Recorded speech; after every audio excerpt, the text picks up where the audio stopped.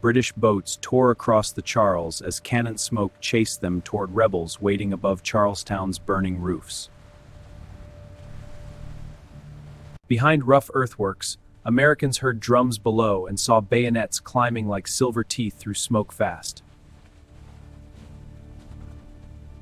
The chase was not behind them, it was coming uphill. Red-coated, ordered, and determined to end rebellion today. On Breed's Hill, men gripped muskets, tasting fear, while the Empire closed distance with terrifying patience under drums. Then came the command that turned panic into a weapon. Hold fire until they are close enough to fall.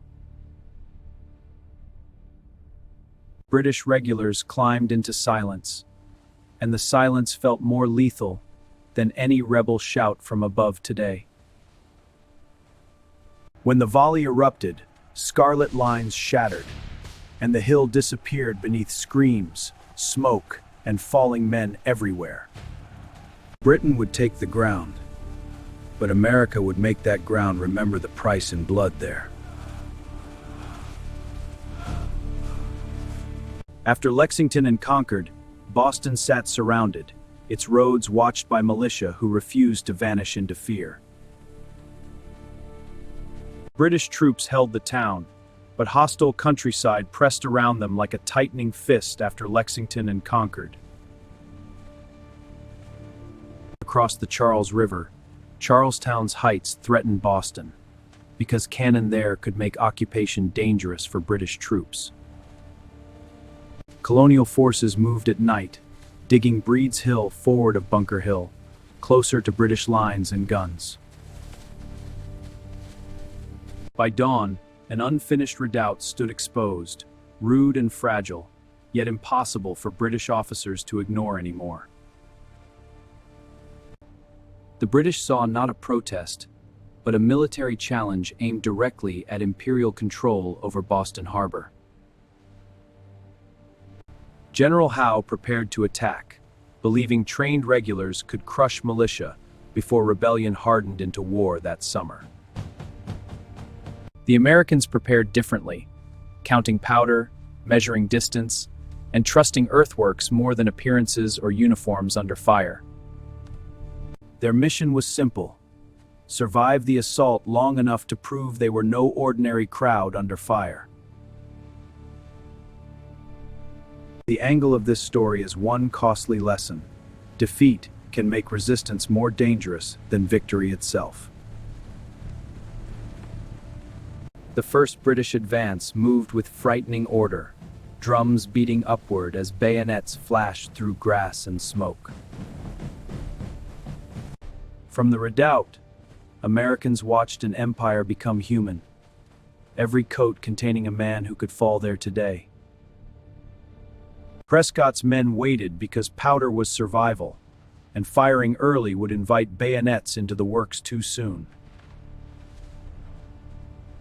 The red line came closer, until belts, faces, and officers' swords emerged through the heat and smoke ahead.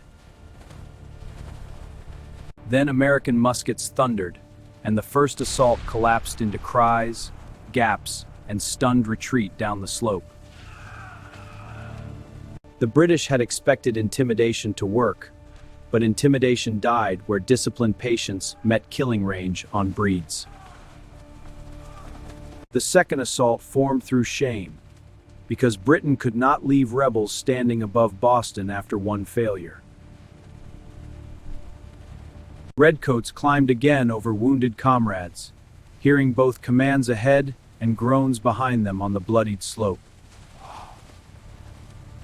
American fire struck from the fence and redoubt, turning the slope into a corridor of smoke and death. Officers tried to dress the lines, but courage and formation both bent under repeated volleys from above again. For the second time, the British attack broke, proving ordinary men could stop professionals with timing and fire. Yet the Americans were not safe, because every victory within the battle emptied their powder a little more. The first turning point was psychological, when Britain learned these rebels could absorb terror and answer with fire. That realization changed the battlefield, because confidence now climbed the hill beside fear inside battered British ranks too. The third assault began with a colder calculation. Courage remained, but ammunition was failing fast inside the redoubt. British commanders sensed the pauses between rebel shots and pushed their men toward the weakened works with urgency. The enemy falters! Press forward with bayonets, men! To the works! On the hill, defenders searched cartridge boxes, shook powder horns, and felt time running out with every breath. Some held fire because they chose discipline. Others held fire because they had nothing left to fire anymore. The red line approached again, no longer majestic, but grim, battered, and determined to finish the hill now. American shots cracked slower, each silence becoming an invitation for British bayonets to climb closer through drifting smoke. The second turning point was material, when courage met the hard limit of empty powder and lead there. When the British reached the redoubt, distance vanished and the battle became hand-to-hand survival inside choking battlefield smoke. Muskets became clubs, bayonets punched through haze, and men fought too close for legends or clean heroic speeches. The Americans had held until ammunition failed, and now retreat was the only remaining command left to obey. Some escaped downhill through smoke, while others fell with the bayonets almost upon them in the shattered retreat.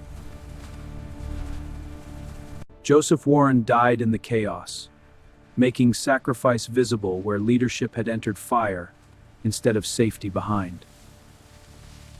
The British seized the works, but the captured earth offered no feeling of easy triumph to exhausted survivors.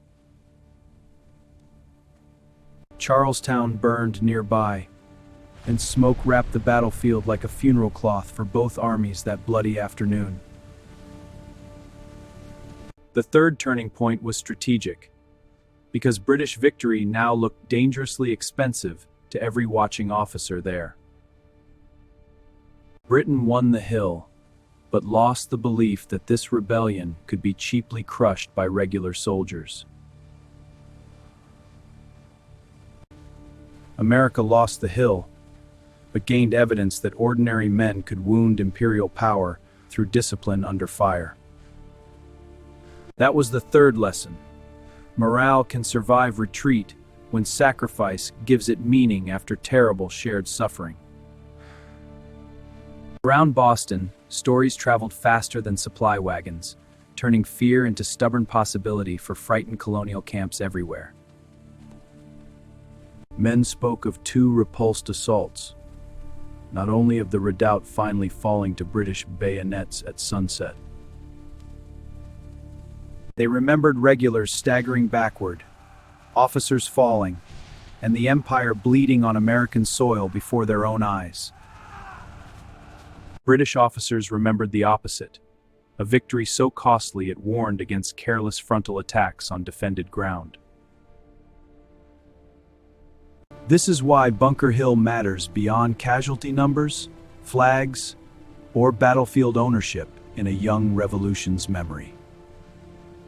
Its power lies in contradiction, where tactical defeat became psychological resistance sharpened by blood on a burning peninsula. A people do not become dangerous merely by winning. Sometimes they become dangerous by enduring loss without surrender. Bunker Hill forced Britain to respect the rebellion before America had the strength to win the coming war. It also forced Americans to respect themselves, not as protesters, but as soldiers who had faced empire directly. The hill became a mirror, showing both sides that the conflict had crossed a threshold into open war. After Bunker Hill, nobody could honestly pretend the crisis was only politics anymore or temporary colonial anger alone.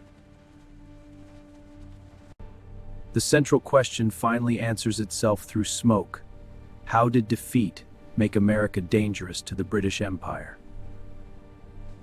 It made America dangerous by proving fear could be mastered long enough to fire at killing distance there. It made America dangerous by teaching Britain that victory might demand unbearable sacrifice on every contested American hill. It made America dangerous by giving retreat a story stronger than humiliation or silence after the battle ended.